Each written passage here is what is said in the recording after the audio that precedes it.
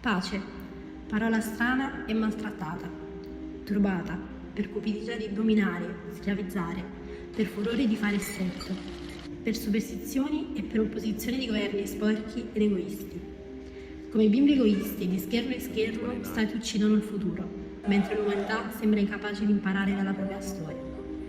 In un mondo in cui i conflitti si ripetono senza fine, è sempre più evidente come la guerra non faccia che perpetuare la sofferenza, generando cicli di violenza che si trasmettono di padre in figlio, di generazione in generazione.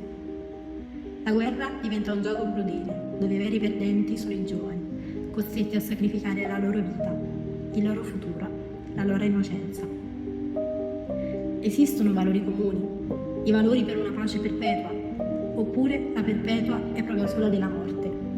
Ci avviciniamo a scoprirlo. L'irrimediabilità della guerra spazza via ogni cosa, ogni fiducia o relazione.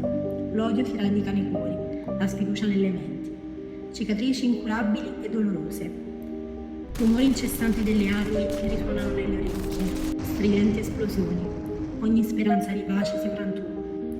Non c'è limite, non c'è ragione. Le persone sono numeri, le storie di una vita cancellate.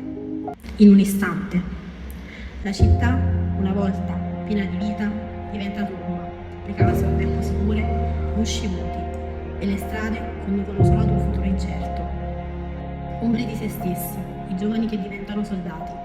Corpi troppo giovani per l'odio, portano il peso di armi più grandi di loro. Non più musica, ma spari. Non più amici, ma rivali. In un mondo che si sgretola sotto il peso delle sue stesse contraddizioni.